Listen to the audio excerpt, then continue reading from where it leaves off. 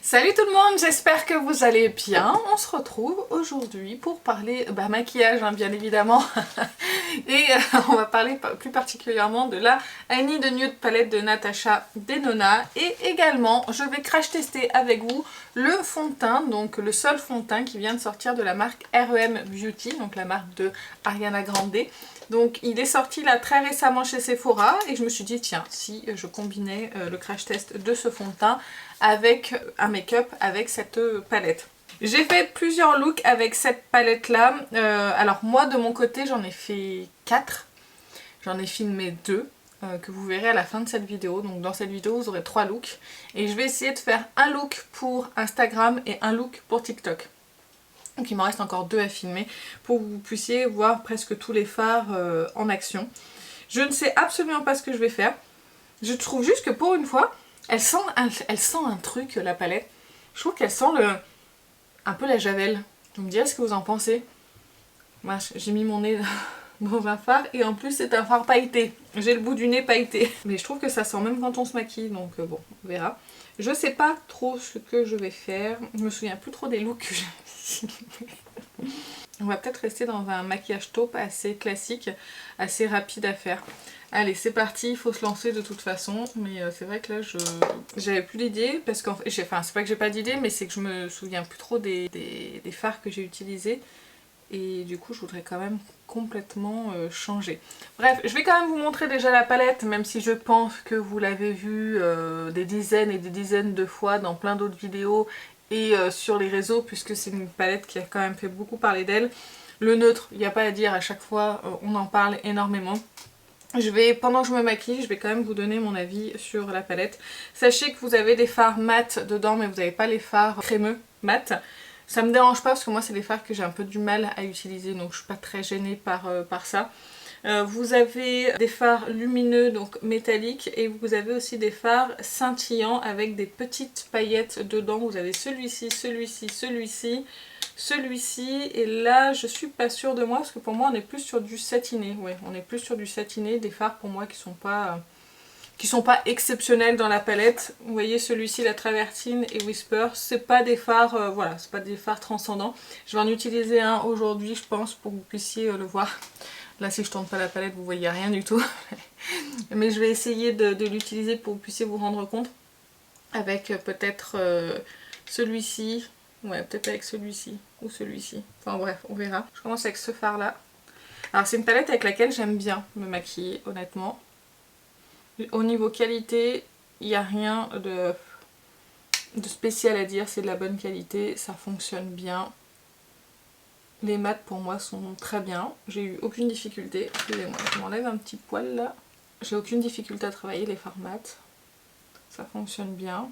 Celui-ci c'est la première fois que j'utilise je crois Stone, je suis pas sûre de moi. Et ça fonctionne très très bien. Là je le mets juste dans le creux. Et je le remonte pour ma paupière tombante pour essayer de corriger un peu ma paupière tombante. Et je l'estompe un petit peu sur le coin externe. Ensuite je prends cette teinte ici pour légèrement foncer un petit peu le creux et le coin externe. Donc c'est une palette avec laquelle donc, je vous disais que j'aime bien me maquiller. Avec laquelle j'ai rencontré aucun problème au niveau qualité. Par contre c'est selon moi une palette du quotidien. Quand on l'a en main et qu'on commence à se maquiller avec, c'est pas une palette qui vous fait waouh comme la Yuka l'a pu faire avec ses fards lumineux. C'est pas péjoratif pour cette palette, parce que c'est de la bonne qualité, ça fonctionne bien.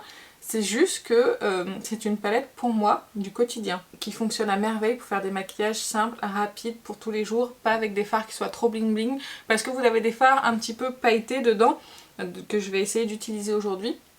Mais ça passe vraiment pour un quotidien, c'est pas des trucs ultra métalliques, ultra pailletés.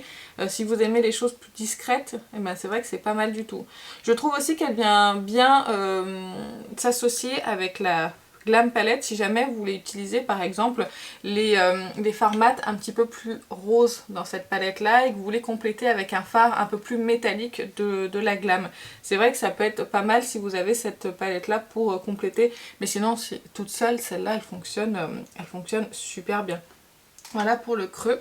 On va passer maintenant à un fard lumineux. Je vais prendre du coup le Whisper là pour vous montrer. Je vais déjà vous le swatcher pour que vous puissiez voir un petit peu que ça c'est le genre de fard par contre que je n'aime pas. Je vais prendre aussi le fard Shein ici pour que vous puissiez voir les micro paillettes. Voir la différence en fait de... Je vais vous mettre un autre lumineux encore à côté pour voir la différence entre tous les lumineux qui sont dedans, les trois finis selon moi. Ici vous avez le métallique, ici vous avez le pailleté et ici vous avez le whisper qui est plus selon moi un satiné.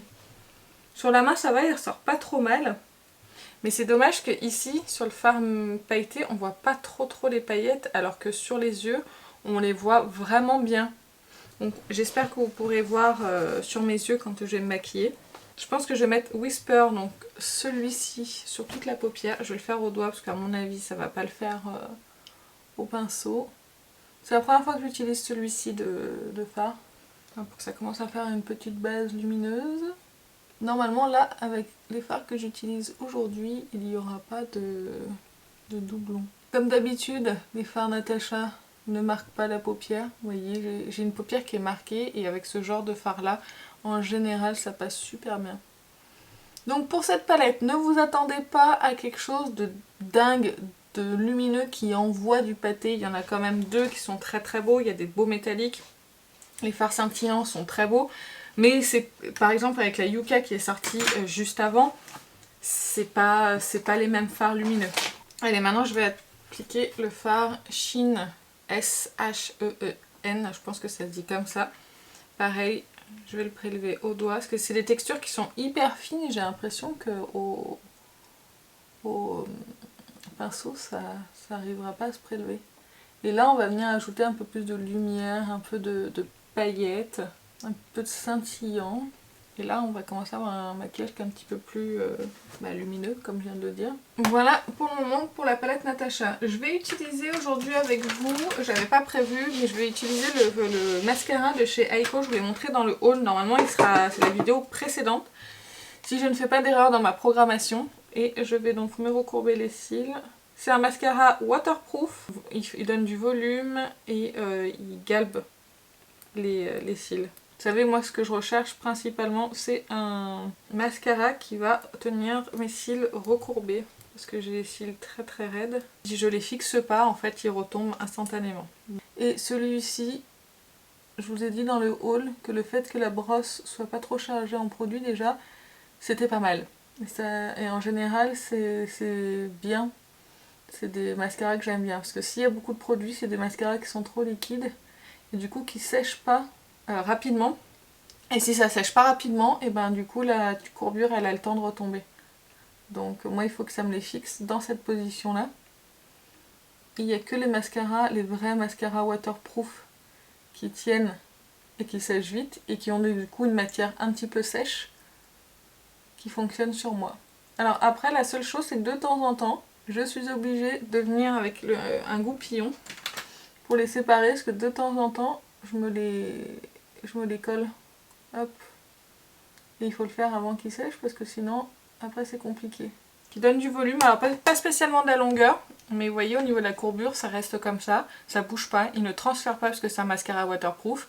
Par contre pour le démaquiller, il faut le démaquiller bien évidemment avec du biphasé ou de l'huile, sinon c'est trop compliqué. Et voilà pour le mascara, j'en suis vraiment hyper satisfaite de ce mascara. C'est un bon mascara waterproof qui tient tellement bien la courbure, qui donne du volume aux cils. Et donc voilà, ça rend déjà le maquillage, selon moi en fait, une belle frange de cils. Ça embellit tout de suite votre maquillage. Donc voilà, très satisfaite de ce mascara et je suis ravie de mon achat. Alors, ensuite, on va passer maintenant au fond de teint. Donc c'est le fond de teint de RM Beauty qui se nomme le Sweetener fond de teint. J'ai pris en teinte Light 1N. Ça va peut-être être un peu clair pour maintenant, mais c'est pas très grave. Au niveau de la bouteille, ça se présente comme ceci. Elle est très originale. Ça change des fonds de teint d'habitude, mais c'est du plastique, hein. Voilà, elle se présente comme ceci. Et là, vous avez donc un flacon pompe qui est comme ceci. Pareil, ça change un petit peu de ce qu'on a l'habitude de voir. Je vais faire un swatch et en même temps, je vais vous parler des promesses du fond de teint. Ce fond de teint léger enrichi en essence hydratante de REM et en plantes connues pour leur capacité à illuminer les peaux ternes réduit l'apparence des pores et l'hyperpigmentation pour un teint zéro défaut. Secouer doucement, appliquer au milieu du visage, estomper vers l'extérieur avec un pinceau fond de teint ou une éponge à maquillage. Ça ne nous parle pas trop de la couvrance. Ils disent qu'il est léger, donc on verra s'il est léger en texture ou est-ce qu'il est léger en couvrance. Je sais pas, en tout cas on va bien le secouer. Allez, je vais mettre ce qui me reste de ce côté-là. Il est pas si clair que ça finalement, je m'attendais à ce que ça soit un peu clair, mais non. Là j'ai mis une pompe, je vais pas tout prendre et puis je viendrai peaufiner s'il y a besoin. Je le trouve quand même assez épais pour un fond de teint qui est dit léger. Pour information, je n'ai pas mis de base. Jamais pour un premier test de fond de teint. Ouais, il est un peu clair par rapport à mon visage, mais par rapport à mon cou, pas du tout. ça matche super bien. Non, hydratant, je le trouve pas hydratant. Je trouve qu'il sèche hyper vite pour un fond de teint hydratant. Je ne trouve pas qu'il lisse. Alors, il se travaille hyper vite. Il s'oxyde légèrement, même sur mon visage. D'ailleurs sur le site de RM Beauty, si vous avez du mal à trouver votre teinte, vous avez sur le site de la marque, il y a Foundation. Donc vous voyez comme il est clair quand je l'applique par rapport au reste du visage. On est sur une couvrance vraiment moyenne moins. Et ce que je ressens là pour le moment, c'est que c'est pas un fond de teint hydratant. Je trouve qu'il a une texture un petit peu sèche et ça se voit sur le contour de ma bouche. Du coup ils font moins bien sur le contour de ma bouche. La couvrance elle est pas mal hein, quand même, faut dire ce qui est. Bon là je suis bronzée et pas là, mais faut dire ce qui est. Il s'est bien appliqué et je le trouve pas hydratant hein, parce que je trouve qu'il marque quand même la texture de ma peau et en général c'est des fonds de teint qui sont pas trop hydratants qui font ça. Un petit peu une texture sèche. Même pareil pour les ailes du nez, ça se fond moins bien du coup. Mais bon, j'ai pas appliqué de base pour ce premier test. On va appliquer une pompe de ce côté là. Il laisse quand même passer la lumière. On voit qu'ici c'est quand même assez lumineux même si j'ai les éclairages. Donc il n'est pas hydratant, je trouve qu'il a un petit peu une texture un petit peu sèche. En fait c'est pas peut-être pas qu'elle est sèche mais elle est un peu épaisse. Je pensais que vraiment, je vais vous refaire un petit swatch, vous allez voir. C'est une texture qui se tient. Mais c'est pas une texture liquide et quand j'entends des fonds de teint légers, je sais pas pourquoi je m'attendais à une texture liquide. On est vraiment sur une crème. Et du coup, c'est un petit peu épais, je trouve, sur la peau. Et je trouve que ça a tendance à marquer un petit peu ma texture. Je trouve que ça a vraiment fait ressortir la texture. Ça l'a pas du tout, ça l'a pas du tout lissé comme c'est indiqué. Quoique c'est ça, ils disent que ça lisse les pores. Réduit l'apparence des pores et l'hyperpigmentation pour un teint zéro défaut. L'hyperpigmentation, on la voit toujours au travers. C'est pour ça que je vous dis que là, pour moi, la couvrance, elle est moyenne moins. Mais... ouais, pour le moment, je sais pas. C'est pas mauvais, c'est pas une catastrophe. Mais là, le contour de ma bouche, là, j'ai la texture qui est vraiment marquée. Et là aussi, souvent, là, j'ai beaucoup de texture ici. Et là, elle est beaucoup marquée. On va voir ce que ça donne quand le fond de teint va se mélanger un petit peu avec le sébum de la peau, voir ce que ça raconte. Ici j'ai moins de taches, j'ai moins de texture, donc c'est un petit peu plus joli, j'ai l'impression, que de ce côté-là. Mais bon, pour le moment j'ai l'impression que ça fait vraiment ressortir la texture de ma peau. Et tout ce qui est petite zone de sécheresse, vous savez qu'on a souvent au contour de la bouche ou au contour du nez. Là ça la fait ressortir. Donc pour moi, pour le moment, c'est un fond de teint qui marque peut-être à cause de sa texture. Je vais appliquer mon anti-cerne hors caméra et je reviens pour la suite. Voilà, donc j'ai appliqué mon anti-cerne et ma poudre hors caméra. Donc la poudre, j'ai pris la Givenchy, la Prisme Libre, qui est une très bonne poudre que j'aime beaucoup. J'ai déjà utilisé plusieurs fois avec d'autres fonds de teint et ça se passait très bien. Là, ça se passe pas très bien. Dans le sens où ça peut ternir le fond de teint. Et là, j'ai même l'impression que ça a un petit peu... effacer entre guillemets le fond de teint sur le menton. Et pourtant c'est une belle poudre hein, que j'ai déjà utilisée sur plusieurs maquillages, plusieurs fonds de teint avec lesquels ça se passait super bien. Et là je suis pas super satisfaite du résultat. Par contre c'est venu quand même lisser un petit peu plus ma texture de peau que ça l'était juste avant. C'est peut-être un petit peu plus joli. On verra quand j'aurai appliqué le spray de finition parce que ça aussi ça compte. Ça permet des fois de fondre un petit peu les matières et c'est un peu plus joli. Je vais prendre un crayon pour les yeux. Je sais lequel je veux. C'est le Mushroom de Urban Decay. Hop, celui-ci qui est un taupe. Et je vais l'appliquer en muqueuse. Je prends un petit pinceau précision et la teinte qui est ici. Et je vais estomper. Bon, il est mon crayon. Hop, voilà pour les yeux, on en a terminé. Je vais appliquer le bronzer de chez, c'est plutôt un contour de chez Make Up Forever. Je pense que je vais reprendre le même pinceau que j'avais jusque là. Très très poudreux, hein. Je pense que c'est un produit qui va pas faire long feu. J'adore toujours autant ce bronzer, il lisse toujours la peau. Là ça améliore la texture de ma peau en fait sur ce côté là, c'est génial. Voilà, là c'est bien fondu au teint. En termes de blush, je pense que je vais réutiliser aussi le Make Up Forever. Je n'ai pas réutilisé depuis la dernière vidéo. Je vais essayer de prendre le pinceau de It Cosmetics, celui-là. Voilà, comme ça j'en applique en légèreté. Il est bien pigmenté, hein, le blush, il faut faire vraiment attention. Moi j'ai la teinte B230 et vraiment... c'est hyper pigmenté. Je fixe mon teint avec la brume de Too Faced. Je fais comme d'habitude. J'ai vraiment l'impression de manquer d'hydratation avec ce fond de teint. Ça tire pas, mais je sais pas comment expliquer. J'ai l'impression que c'est sec. Enfin, je sais pas. On verra là d'ici 1 heure ou 2 ce que ça raconte. Puis là, avec le spray, ça va m'aider un petit peu. Ah bah j'ai mis du spray sur le miroir, j'y vois strictement rien. Prendre le miroir de la palette qui est dans un état lui aussi, mais j'y vois déjà mieux. Et dernière étape, le rouge à lèvres. Je vais appliquer le Noah ou le Allison. Je pense que le Allison il est plus joli, de Natasha Denona. J'ai voulu du coup acheter des nouvelles teintes pour aller avec la palette. Et oui, et en plus j'adore ces rouges à lèvres de Natasha. Donc c'est le I Need a Nude, si je me dis pas de bêtises. I Need a Nude lipstick en teinte 13NB Allison. De toute façon tout sera dans la barre d'infos. Voici donc le look final. Au niveau des yeux, le teint, je suis pas sûre que vous puissiez voir grand chose de là où vous êtes. Je vais vous faire un rapide point sur les produits et ensuite je vous laisserai avec les 2 autres looks. La palette, vous l'aurez compris, c'est une palette que j'apprécie vraiment beaucoup pour les looks du quotidien. Une palette simple à utiliser, des fards, des beaux fards de bonne qualité. Enfin honnêtement, je l'ai quand même assez utilisé pour dire que c'est une bonne palette qui fonctionne bien. Je pense que j'ai l'impression que j'ai utilisé tous les fards dedans. En tout cas les mats c'est sûr, les lumineux je crois que le seul que je n'ai pas encore utilisé c'est celui-ci, mais c'est la même texture que celui-ci. C'est mes 2 fards, c'est les 2 textures de fards que j'aime le moins chez Natasha parce que c'est c'est un peu de satiné.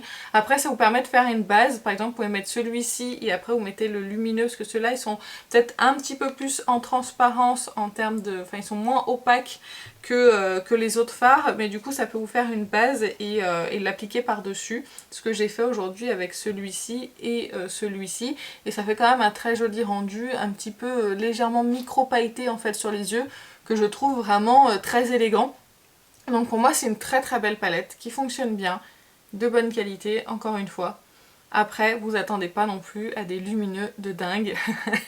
Et si vous n'aimez pas les trucs trop flash, trop lumineux, trop pailletés, trop métalliques, franchement elle est pour vous. Par contre, attendez-vous à avoir quand même le même genre de maquillage au quotidien. Si c'est celle-ci que vous l'utilisez au quotidien, bah peut-être que vos looks vont quand même beaucoup se ressembler. Ce sera toujours dans les mêmes tonalités. Mais en même temps, c'est une palette à thème et c'est souvent comme ça chez Natasha.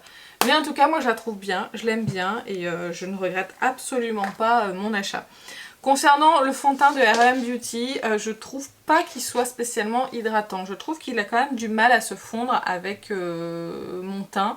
Il a marqué quand même la texture de ma peau. Là sur le menton, bah, ça fait une espèce de trou. Il n'y a que sur les joues où ça va on va dire, et puis sur le front aussi. Sur le nez là c'est tout marqué ici. Et ma texture ici là sur le contour de la bouche c'est marqué. C'est pas le genre de fond de teint en général que j'aime, mais là j'ai pas appliqué de base. Donc je vais le réessayer demain avec une base hydratante et je vous mettrai une annotation. Comme ça je vais pouvoir voir la tenue aujourd'hui. En plus il fait chaud aujourd'hui, donc je vais pouvoir voir la tenue et vous dire si même avec une base hydratante il marque quand même la texture de ma peau. Donc je vous indiquerai tout ça ici. Et puis bah voilà. Mais là comme ça je pense que c'est une texture qui est peut-être un petit peu trop épaisse pour mon type de peau, pour ma texture de peau. Et du coup c'est peut-être pour ça qu'il marque. Mais de la texture de peau, j'ai envie de dire, on en a quasiment tous, sauf les bébés. Si ça marque la texture de peau, c'est vrai que c'est ennuyeux parce que c'est quand même quelque chose qu'on a presque tous en commun. Il y en a qui en ont plus que d'autres. mais la plupart on a tous un peu de texture de peau, donc je trouve ça un petit peu dommage qu'il marque. Donc pour le moment j'ai pas de coup de cœur, mais on verra la prochaine utilisation. Et bah écoutez, sur ce, moi je vais vous laisser. N'hésitez pas à me donner votre avis sur la palette si vous l'avez testée, parce que je sais que vous êtes nombreuses à avoir craqué, donc je sais que vous avez aussi votre avis, donc n'hésitez pas à le dire en commentaire, ça peut aider tout le monde, parce que mon avis n'est pas universel, hein. On a tous des attentes différentes selon les produits, les marques, etc. Donc n'hésitez pas à me dire tout ça en commentaire. C'est pareil, si vous avez testé le fond de teint RM Beauty, n'hésitez pas à partager votre avis et votre type de peau. Bah écoutez, moi sur ce, je vais vous laisser, je vous fais plein d'énormes bisous et je vous dis à très bientôt. Salut!